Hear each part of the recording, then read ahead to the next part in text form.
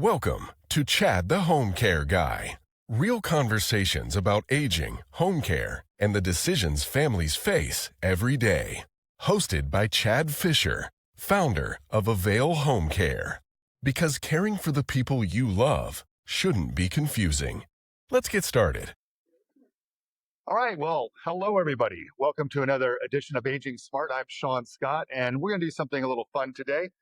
We've seen Chad and Amber in separate shows that we did. And we thought it'd be a really fun and kind of a cool thing to bring everybody together to talk about the issues of, home care and placement and kind of in a collaboration with Chad and Amber. So Amber, Chad, welcome back. All right. Yeah. Thanks for having me. We were talking a little bit about home care. Can you give me a 30, 60-second intro on the home care thing and what you do? Yeah. So home care is private pay, private duty. There's two types of home care. There's home care and home health care. The minute you hear the home health side, right, that's covered by insurance. So everything we do is non-medical and also private pay. Activities of daily living. This is what we call it. Yeah. So not the health piece, but right. the things that are not specifically health related. Right. Which I think is most of the stuff actually, right? Yeah. Really? Bathing, dressing, rides to doctor's appointments, meal preparation, light housekeeping. Right. Just having someone there to do med reminders. There's a lot of things that you can do. It's like having a personal assistant. Nice. So let's talk about later. I need a little personal assistant. So home care. So Amber, let's talk a little bit about you. So in case they didn't see your piece, and by the way, if you haven't seen Amber's interview with us, absolutely spectacular. Look it up in our show notes or wherever that is on YouTube. But Amber, give us a little 30-second thing about what you're doing and how you fit into that. So I own Pineapple Placements. I'm a senior living advisor. I help families navigate the next steps, whether that's staying at home with services from Avail Care or transitioning to independent, assisted, or memory care. Very, very cool. So helping find a place to go. Find the right place. And what kind of place? Again, like assisted living, home care as well, independent senior? Give me that spectrum. Living, right. So where they can go, but no actual physical care staff are on site. Right. Then assisted living or memory care, not skilled nursing. Not skilled nursing. Not skilled nursing. So yeah, in my world as an elder law attorney, I always talk about this with my clients is that we're all on this thing called a continuum of care. And somewhere on this spectrum, we're all at, either we're in an independent situation or we need some additional help. How much help you need? It might be some in the home, just like with Chad, a little home help. You might need home help plus a little medical. If that's not able to be good enough for what you need, then you may need to transition to assisted living. And somewhere even between there, like I did with my mom, we went in an independent senior situation, but then layered on a little home care to kind of get a mix of that. A lot of people do it. Yeah, and it worked perfect. It's a great combination. Yeah, good combination. Gave her socialization and all of that. But Amber, when I was helping my mom find a place to live, actually, when I found a place for her, I wasn't really so much helping her. It would have been really helpful if I had kind of like a concierge to kind of help me through that process because, there's a lot of options that are out there. How do you find the right one? And everybody's different. Your needs are different than Chad's needs, my needs. Everybody's needs are different. So basically like a realtor for healthcare. I take care, demographics, finances, diagnoses. Realtor for healthcare. Like that. No, that's perfect. Exactly. Because I'm going to buy a new house or a condo. Mm-hmm. Who do I go to? Well, I go to somebody that has a professional and knows what they're doing. Right. Very, very good. So have you guys ever collaborated and worked together on any cases, on any people a little bit? I know those. Yeah. We actually started our businesses right around. What's 8? We're 8. Yes, we're 8. Yeah. Great. Yeah, that's great. 8 years old. 8 years old. And we started right around the same time. Right. We actually met at one of the first marketing meetings that both of us ever did. And then, went out to coffee after that, started chatting about what we could do to help each other and help each other grow. And she knew the industry a little better than I did. She had come from the industry. So I was able to kind of pick her brain and really get a good, strong hold on what I should be doing and how to grow. And the rest is history. I mean, we've been working together ever since. So. Unbelievably so cool. I'm so glad that we've gotten together so that we can maybe collaborate on some of these other things. Yep. So let's walk through kind of like what a collaboration like that would look through. So one of you guys kind of just pick a kind of a scenario, for example. Let's say you have a husband and wife and are now going to be transitioning. They are in the beginning processes. Maybe one of them, husband, has some need for care, but we can see that it's going to get worse over time. So how would the two of you guys approach something like that? Kind of looking where they're on the spectrum now and into the future. We try to start with private duty in place at home. Right.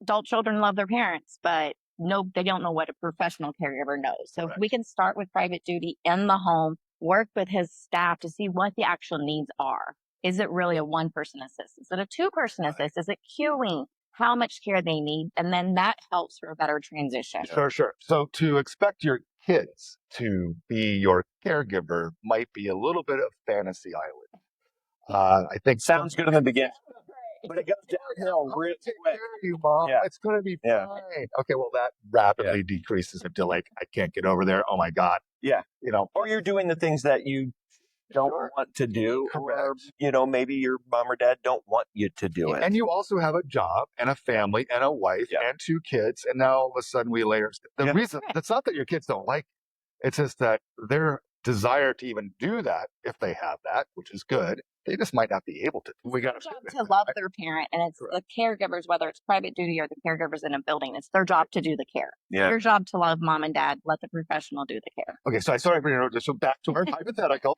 The situation here is that you guys, somebody's going to do an assessment, right? So who's going to do that assessment? Would it be you? Would it be Chad? Would you do it together? Yeah, we've done them together. Yep. Yeah, we had a client we actually had placed, but we went in together, walked the house together, saw what it looked like inside and the troubles this lady was having. Right. And, we both stepped in and made a decision that she needed to move and needed to go somewhere.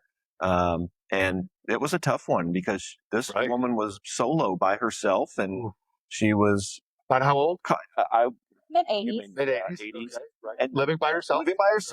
And she was outside daily picking the grass and the weeds and, taking care of her place. And then the neighbors would find her multiple times out front, passed out in the sun, because she would forget to take a break and go inside, or it became a really bad situation. So they the neighbor I knew, they called me up, and so I got Amber involved as well, and we ended up moving her, and we did the whole thing from top to bottom. We got a realtor involved. We've got pretty much everything taken care of really quickly so that she could thrive somewhere else. How did she cross your paths? I mean, did she reach out? I had somebody else? Neighbor I knew. The neighbor called and said, "This is 2 or 3 times we've had to call somebody because she's out front and doing the same things over and over again." Oh my gosh, how lucky! So how lucky she's so that she had a neighbor. She had multiple hospital stays. Yep. And they, the rehabs don't know what the individuals are going home to. Right. And no refrigerator didn't work. Yeah. No children. Yep. Had an older brother that lived in a small town out of state. So it was, it was so bad. kind of flying solo and things were going south. And sometimes when you're in that situation, I can imagine that you really don't have the perspective as the 80-year-old here in this case to see that these things are going down, and you're just kind of trucking along, and or you're in denial, or you don't know what your possible solution is. Definitely a lot of denial in that one. And also it just goes to prove that we don't educate enough. The neighbors don't know what to do. I'm happy that they call us, but at the same time, this is the reason why we do this. Yeah, exactly. I mean, this is why we do Aging Smarter, is because if you're watching this and you're like, I know that 80-year-old, that same thing. Maybe you can, stick your phone in front of her face, or talk to her kids, or, use this as a way of saying, hey, maybe there's an option here. Yeah. You don't need to be if the neighbors laying down in the front yard. If the neighbors didn't know me, what would have happened to her? Yeah, that's great. Yep. Well, she just needed an advocate. Like you said, she had no family, no friends, nobody to speak for her or even help or guide. And how often does this happen? Especially where we live. No kidding. And we're in Pinellas County, Florida, and this is probably has to be one of the densest areas in the United States of old people. It is. If you looked at the heat map of how old this area is compared to everywhere else, we'd be bright red. Okay. Absolutely. Which, in my world is a good thing, because that's what I do, is I help seniors and older people deal with their legal issues. Medicaid eligibility, powers of attorney, estate planning, all that stuff. And so these are things we tend to think about when we get older. But we don't think about is, how am I going to take care of myself? Right? Yep. Very, very good. So if they need people out there watching this and they wanted to communicate and contact with you, I always like to make sure to make that easy. There'll be some links down below in our YouTube show notes with a link that you can click on, or for their website. But just in case people don't go down there, how do we get to Pineapple Placements? How can they communicate with you? My website is www.pineappleplacements.com. Or my direct personal cell phone is 727-460-3715. Wow. I'm not sure I'm giving myself. That's a pretty big. I'm used to pretty cool. it. I'm used to it. So call Amber on her cell phone if you need it. Two families right now. Both of them are in Hawaii, so I'm used to the different hours and times. Oh, that's good. So I mean, I think from your perspective, what you do must be very, very personal. Oh, Right? very. I mean, it's really a one-to-one, Yeah. one-to-one thing. I always say I'm the call nobody wants to make. Everybody wants to stay at home with services in Yep. place, and as they should. Right. But probably 95% of my clients are crisis. But Hospital stay. But you can also help in the home care space, right? Absolutely. Yeah. So when we did our little interview, I don't think we really talked about the home care space with you. I think it was more of moving from your home into independent or assisted, right? Yeah. But you can do the home. Absolutely. Yeah. If Resource. we can start with home care first, absolutely. It's not always an option. Or it's not an option any longer. Yeah. And there's times where there may be a placement happening, Right. but the placement can't happen right away. So what do? In the We step in the meantime, As a make sure that transition, this person is safe, and stabilize the we situation. get through that transition period, and then then they have a nice, safe transition into the new facility. Yeah, we can you can follow them into the communities. It doesn't Just stabilize the patient in the field. Yes, exactly. You're the Army guy. Stabilize the patient in the field and then prepare for transport to the hospital or And to the medical. It's amazing how many people don't realize how good home care is until they are put in a situation like this, and then they have us for maybe 30 days or a little less before this transition happens. And then they're like, oh, well, this was really nice. I think I'd like to keep you when we go in here as well. Yeah. And it happens a lot. Did you get that one-on-one? Yeah. Personalized. I mean, how many times have we, but just a few weeks ago, we were in Safety Harbor, and how do we hear, I wish I would have known about you sooner. Right. I wish I would have known about you 2 years ago. And that's or my grandma, my mom. Yep. And that's kind of my perception too. I mean, one of the nice things about doing these Aging Smart videos for everybody is I'm going onto the community and accessing people and things that I maybe not have had as good of a connection with as I've had because I'm always learning. And when we sit down and do these interviews, I get new insights. And for me, and I do this for 36 years, I've been doing this, and I'm still learning stuff every time. And one of the things I kind of picked up and learned today was that this home care piece, I think, is an underutilized thing. And I think taking care of ourselves in our own home with this home care can forestall a lot of problems that are coming at you. Absolutely. Because in my world, my space, when I'm helping, and oftentimes at the critical side of things, placing in a nursing home, that cat's been let out of the bag. Yeah. But if you trace it all the way back, it often has because there was a failure of that individual to be able to take care of themselves in their own home setting. And one thing leads to another thing, leads to another thing, leads to another thing, and it cascades. And all of a sudden, we're in the darn nursing home. But if we would have stopped or slowed it down back in the beginning in the home, we wouldn't be in the nursing home right now. Right. And we go to all these health fairs. We set up these tables. We have all of our information's out there at all times. We have candy dishes out there, and somebody they come by, they look at this stuff, and they always say, "Oh, I don't need home care," and they'll grab a piece of candy and they walk on to the next place. And in reality, I have to stop them every time and say, at least take the pamphlet because tomorrow you could have a fall and you don't know when your next door neighbor. Oh, Chad, I Constantly. I struggle with this all the time in my own space as well because you're kind of the home side. Let's say you're kind of the middle and the assisted living side, and I'm more on the nursing home side. That's not exactly true, but if we look at that, I have people, and I'm doing a rotation, or I'll be at a conference or something, and I'll have my little stuff set out, my books, and all these things that are out there. And this lady walks through, and she's like, "Well, what are you doing?" I'm like, "Well, I help people qualify for Medicaid to pay for it." "Oh, I don't need you." And I'm like, "Lady, you're Famous 85 last words. years old. You're walking by, hunched over like this. Yeah. And you're looking like you're like a perfect specimen physically." And they're like, "Oh, I don't need you." And I'm like, "Wait." Because there's this perception from one way or the other is that, no, I don't need that, or it's not right for me, and that's exactly it. And we prepare so many other things. Yeah. Why can't we prepare for this? It's something that just happens in the psyche where people don't want to admit that they're getting old, and they don't want to admit that they could have to use. At least take as good a care of ourselves. I'm taking it in for annual service. There's a lady every year at Dunedin that comes up to Chad's table. She's like 95 probably by this point. She has a long-term care policy. I don't need it yet. Yeah. And she won't activate her policy. Chad's like, claim, lady. I know. Yeah. I know. Every year. Yeah, we have them with long-term care insurance policies that will actually not want to use their policy and still pay privately. And I'm like, well, you're double paying. Yeah. So you Come know, on, claim. yeah, Yeah. those premiums are huge. Use what you pay. So yeah, that's why. So, yeah, it's a struggle. So again, part of what we do Aging Smart for is to really go out into the world and stuff and say, hey, listen, please, we're telling you some really good information. Age smart, don't age dumb. That's all right? right. Get the information that you need. Reach out there for the things that are available to you. Make your life better. That's right. And don't just sit there in a world of, I don't know, there's no option. Right. Yeah.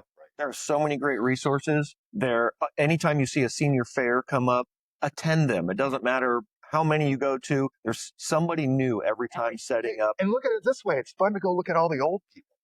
And grab candy. Lots of candy. Yeah, you get all kinds of good goodie bags. Yeah. Right, it's funny. So, Chad, I just talked to Amber about this. If they're going to reach out and they say, listen, this home care piece sounds really good. Sean, Chad, they really made an impression on me today.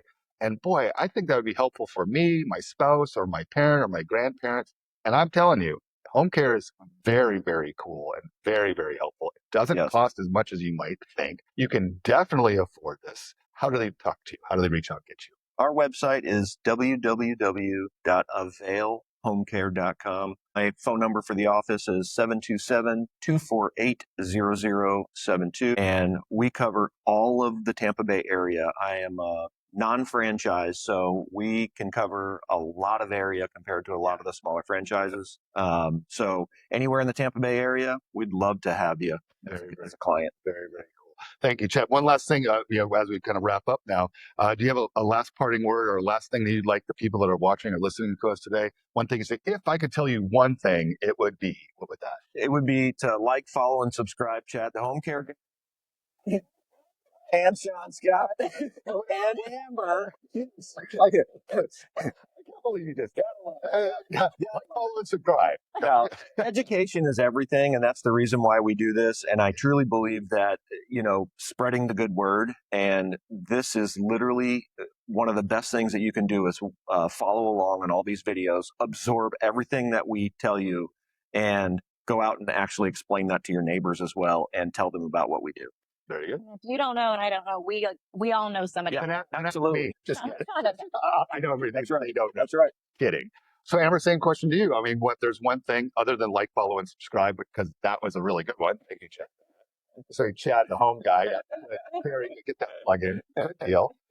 Yes, speaking of which, we are going to be doing a co-podcast, I think, or video podcast coming up in about 2 weeks, I think, maybe 1 or 2 weeks. I think it's like a week away.